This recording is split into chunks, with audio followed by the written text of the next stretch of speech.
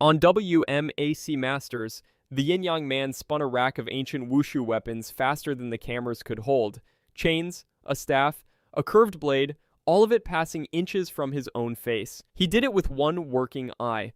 A car accident in childhood had blinded him on one side. That left him no depth perception for a spinning edge. He had also never fought a single sparring match in his competitive life. He was a 6-time world champion anyway. Years before that show reached American living rooms, he walked onto a tournament floor and beat Cooke and Ho Sung Pak in forms. Cooke would go on to play Reptile in the Mortal Kombat movie. Pak would become the face of Liu Kang in the games. Richard Branden beat them both while almost no one outside the circuit was watching. Then the show ended. The film rolls thinned. He walked off the screen for good. The reason was never that he lost a step. The reason is stranger, and it begins with a rule he could not change. Start with the record, because the record is the part most people never learn. Branden built his whole competitive career in forms and weapons, the disciplines judged on precision instead of contact. By the count kept across those years, he was rated the top Chinese stylist in the country for 10 straight seasons. He took 6 world titles under the Waco banner and 10 national titles on the NASCA circuit. In 1992, Black Belt magazine named him its Kung Fu Artist of the Year. His own school later put his tally past 30 national titles and 5 Martial Arts Hall of Fame inductions. He did all of it without ever entering a sparring ring. The childhood eye injury had closed that door, so he poured everything into the one place a fighter can win without being hit back. Understand what that means with a weapon in hand. A forms competitor at his level throws steel past his own skull at full speed. Every one of those passes is judged on a razor of timing. Depth perception is how a person measures that razor. Branden had it in one eye only. He answered that with rehearsal counts most competitors would find unbearable. He drilled a single sequence until his body knew the distance his eye could not confirm. One clean pass looks like talent. 10,000 identical passes is what it actually took. Judges did not see a man working around a disability. They saw the sharpest weapons forms on the floor. That skill earned him a seat on the Paul Mitchell karate team, the touring demonstration squad at the top of the sport. To make that roster, you had to be among the best performers in the country, not the best fighters. Branden fitted exactly. The national circuit was about to feel him coming, and it would not enjoy it. By 1987, he had run out of competition in New England, where he had held the regional crown for years. So he moved up to the national floor. The next season is the one that should have made his name. At the 1988 national tournaments in the forms divisions, he beat Cooke, Ho Sung Pak, and Ho Young Pak inside the same competitive window. Hold those names. The industry was about to reward every one of them. Ho Sung Pak would model Liu Kang and Shang Tsung for the original Mortal Kombat arcade games. He was inducted into the Black Belt Hall of Fame in 1991, and Jackie Chan cast him in Drunken Master 2. Cooke would be handed Reptile in the 1995 Mortal Kombat film, then Sub-Zero in the sequel. These were not obscure opponents. They were the men who would put a face on one of the biggest fighting franchises on Earth. Branden outscored them on the forms floor before any of that arrived. In a sport that ran on reputation, he had just built the strongest one available. Beating a name like Cooke in the forms divisions was not a quiet result. It traveled through the circuit, and it marked him as a competitor other champions measured themselves against. Then the casting calls came, and they did not come for him. Here is the mechanism that kept happening. The circuit rewarded him for standing still and being perfect. Hollywood wanted men who could trade blows on camera and sell a hit. A one-eyed forms master was the finest technician in the room. He was also the hardest man in the room to drop into a fight scene. The same tournament world that fed the Mortal Kombat cast handed Branden the trophies and skipped his screen test. That single gap would shape the next 15 years of his life. The origin behind all of it started in a rough part of town with a sketch pad. Branden drew before he fought. Money was thin, so he traded his paintings for martial arts lessons. That is how a kid with no spare cash bought his way onto the mat at 10 years old. He trained first under Lou Hopkins in Massachusetts and earned his opening black belt in Taekwondo. Then came the car accident that took the sight in one eye. The story he carried afterward involved a mentor in a wheelchair. That man told him to treat the blindness as a problem to solve, not a wall to stop at. Branden solved it by changing disciplines.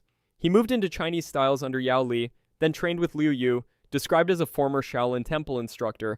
The flowing weapons work of Kung Fu suited a body that had learned to trust rehearsal over reflex. It was the same softer tradition Bruce Lee had spent his life pulling toward the mainstream. The sketching never left him either.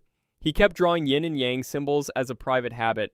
That habit would later hand a television producer the easiest nickname in the building. A disadvantage had quietly become a specialty. The one eye even sharpened one thing. A competitor who cannot rely on live depth perception has to make every rehearsal identical.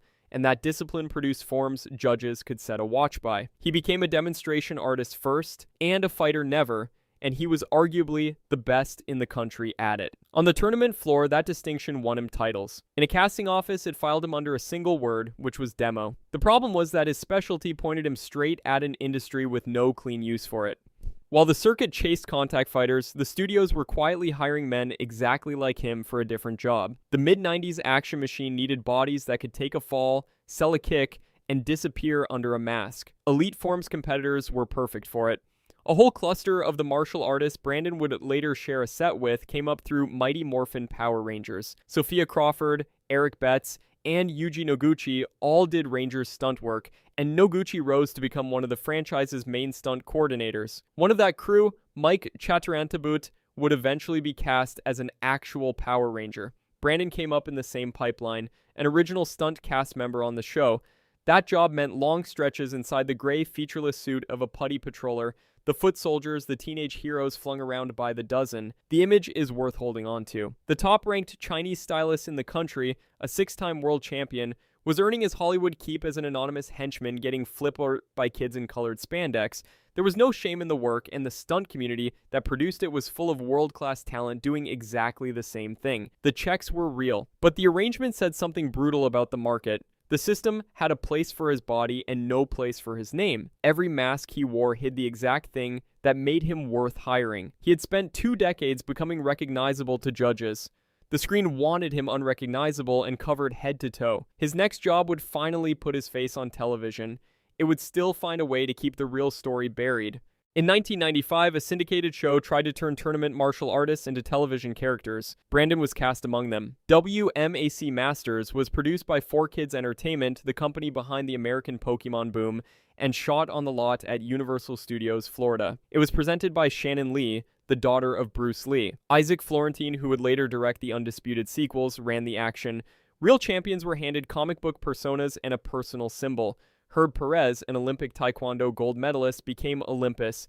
Kickboxing champion Hakeem Alston became The Machine. Ho Sung Pak became Superstar.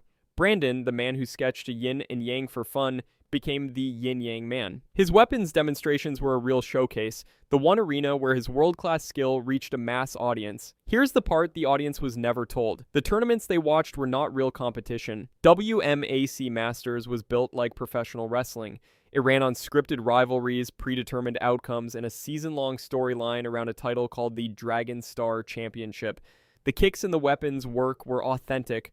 The contests around them were theater. The idea was ahead of its time. Years before mixed martial arts became appointment television, a syndicated Kids Hour show was staging real champions as costumed heroes with their own symbols and grudges. It gathered more elite talent in one place than most real tournaments ever managed, and it spent that talent on storylines rather than standings. That format could put a 6-time world champion on screen every week. It could never hand him the one thing a real tournament offered, a clean public result that proved who was best. He was famous now in a way, and completely fictionalized at the same time. The show gave him a costume and a symbol. It withheld the record underneath. His film credits followed the same cruel pattern.